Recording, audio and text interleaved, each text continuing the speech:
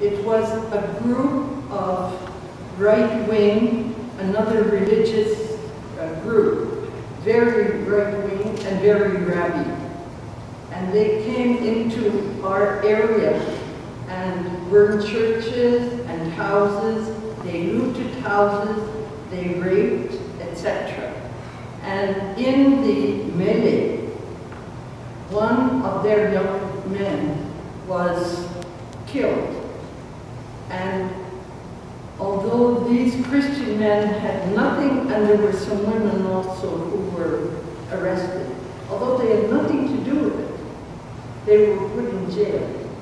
Reverend Emmanuel and the principal of one of the schools, they were released after about 2 or 3 weeks on bail.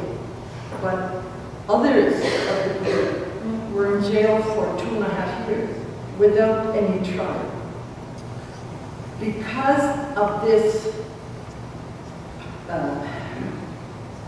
record, the Canadian High Commission said they wanted his acquittal order translated into English in order to issue the visa, which meant that Reverend Emmanuel had to come back to Jobat from Delhi, which is an overnight trip, and it takes a long time to do this.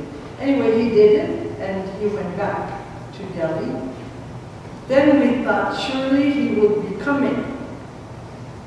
Then the High Commission said he must have the total 65 pages of the judgment translated. They told him this at 12 noon.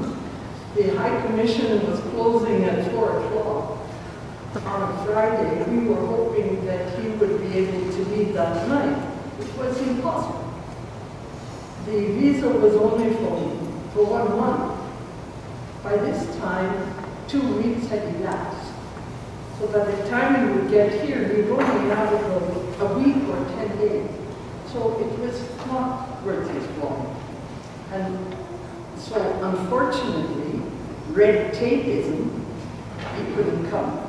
His visa was only for 1 month, and two weeks had been used up already. Hopefully he may be able to come later on in the year, maybe end of April or beginning of May. And hopefully you will have opportunity to meet him. He's a very fine man.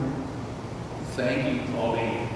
In this country where we enjoy complete religious freedom, it's almost impossible for us to imagine that there are places in the world today where you are not free to be a Christian, and practicing Christianity can lead to oppression and even attack. At this time in the Peel field, is it generally safe to be a Christian, to preach the gospel, and to carry out the work of our school and hospital there, Pauline?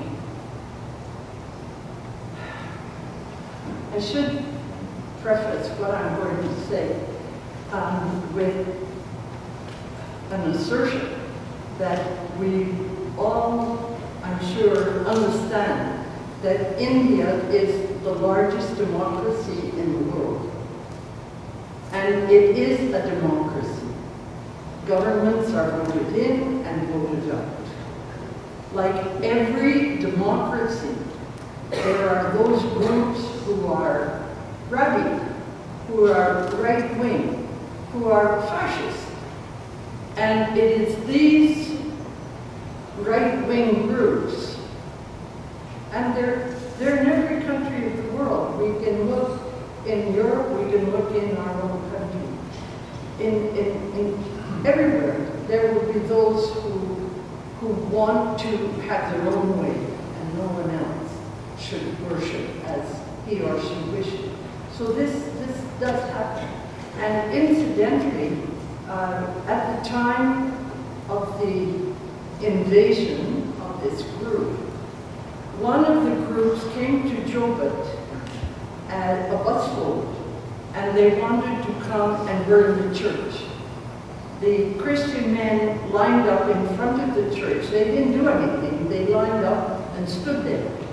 And the busload of people went into the town to get help from the Hindus and Muslims in the town to burn the church.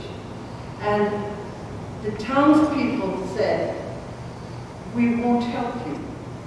The Christians are working in the hospital. They are trying to serve us. It's a good hospital. Our children go to the school. We have no fight with them. They're our neighbors, they're our brothers and sisters. You please go." And they had to leave. So in parts of the country, yes, there is a form of fascism, but it is not all over the country.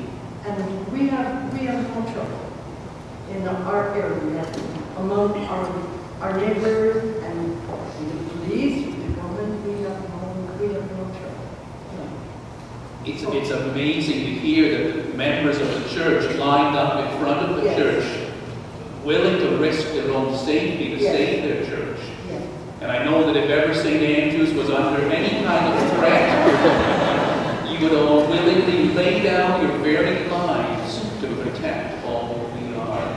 Wonderful to hear those things, Pauline, but I know that in the Beale field, and in particular in Brabant today, there are exciting things happening, and perhaps things that we can help with.